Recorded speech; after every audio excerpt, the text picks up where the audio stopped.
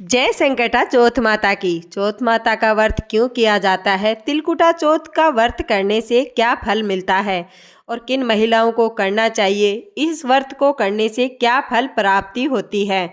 इस व्रत को करने का प्रभाव क्या होता है? इस दिन क्या खाना चाहिए? साथ ही किन महिलाओं को इस व्रत को नहीं करना चाहिए? कौन से रंग के वस्त्र पहनना चाहिए और ऐसे कौन से वचन हैं जिन्हें लेने से चौथ माता प्रसन्न होकर के आपकी जल्द से जल्द इच्छा पूरी करती है। अगर आप इस चौथ का उद्यापन करना चाहती हैं तो उसके बारे में भी संपूर्ण जानकारी गुरुजी ने उसी के अनुसार बताने का पूरा प्रयास करूंगी। व्रत को कैसे किया जाता है और कौन सी कथा इस व्रत में सुननी चाहिए। सबसे पहले तो ये वीडियो पूरा देखिएगा। वीडियो पूरा देखने के बाद ही पता चलेगा कि किनको ये व्रत करना चाहिए और कैसे करना चाहिए। तो चलिए शुरू करते हैं चौथ माता के व्रत की पूजा विधि। संकटा चौथ माता का व्रत पुत्र प्राप्ति के लिए या संतान की सुख समृद्धि के लिए किया जाता है। इस व्रत को करने से संतान पर आने वाली सभी बाधाएं दूर हो जाती हैं। साथ ही जिन्हें संतान प्राप्ति नहीं हुई है उन महिलाओं को भी इस संकटा चौथ का व्रत जरूर करना चाहिए। इस व्रत को करने के प्रभाव से ही आपकी सारी इच्छाएं पूरी हो जाती हैं। परंतु इस व्रत को करने से पहले क्या पूजा विधि है ये पूरी तरह से जान लेना चाहिए। किसी भी कार्य को करने से पहले उसके बारे में पूरी जानकारी जरूर ले लेनी चाहिए। माघ मास के संकट चतुर्थी व्रत को संकटा चतुर्थी के नाम से भी जानते हैं, साथ ही तिलकुटा चौथ के नाम से भी जानते हैं।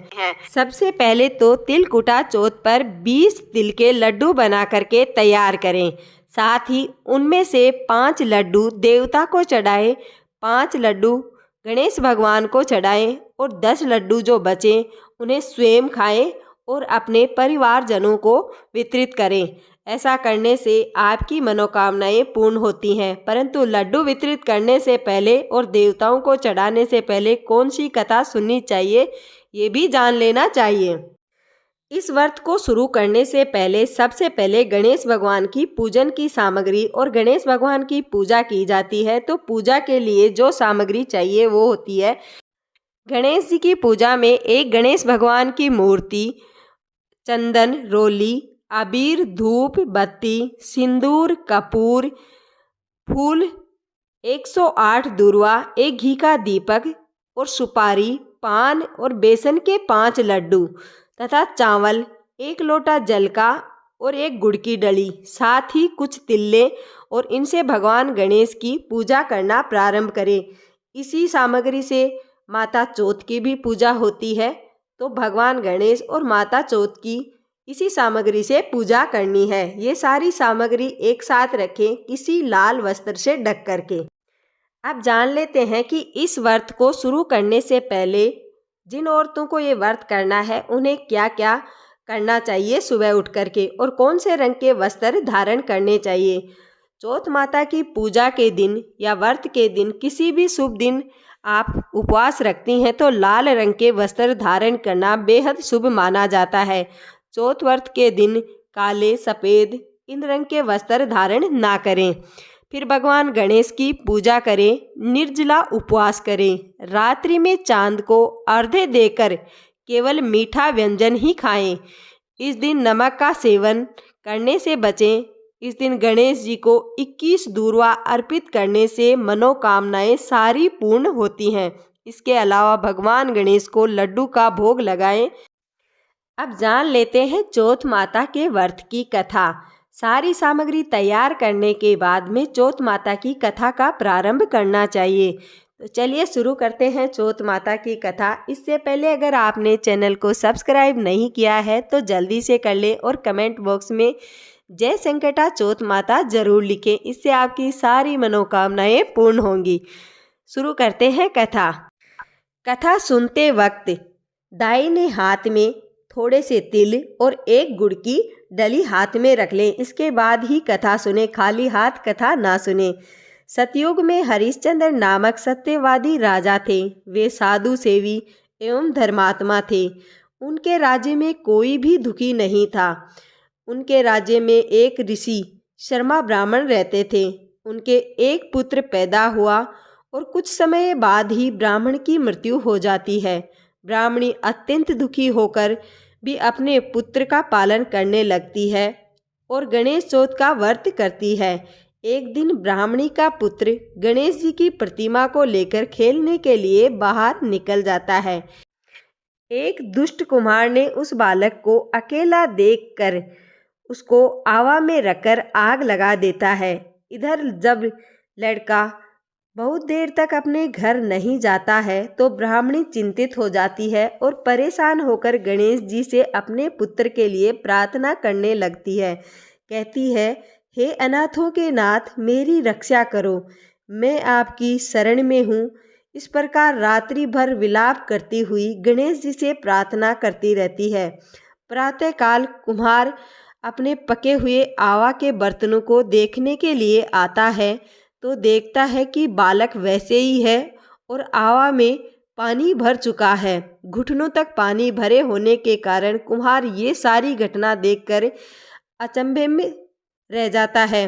कुम्हार ये सब देखकर राजा के पास जाता है और राजा को सारा वृतांत सुनाता है और बोलता है, मुझसे अनर्थ हो गया और मैंने ये अनर्थ किया है, सो मुझे दंड दो और दंड मुझे मृत्यु दंड ही मिलना चाहिए। महाराज, मैंने अपनी कन्या के विवाह के लिए बर्तनों का आवा लगाया था, पर बर्तन ना पके। मुझे एक टोटका जानने वाले ने बताया कि बालक की बलि देने से आवा पक जाएगा। मैं इस बालक की बलि दी, पर अब आवा जल में भर रहा है और बालक वहाँ खेल रहा है। उसी समय ब्राह्मणी आ जाती है और वो अपने बालक को देख करके अपने बालक को कलेजे से लगाकर घूमने लगती है। राजा हरिश्चंद्र ने उस ब्राह्मणी से पूछा, ये चमत्कार कैसे हो गया? ये कौन सा व्रत है तथा तुम कौन सा जप करती हो जिसके कारण ये बालक सुरक्षित बच गया? सो हमें भी बताओ। तभी ब्राह्मणी बोलती है कि ना ही तो मैं कोई चमत्कार किया है मैंने, ना ही कोई जप तप जानती हूँ।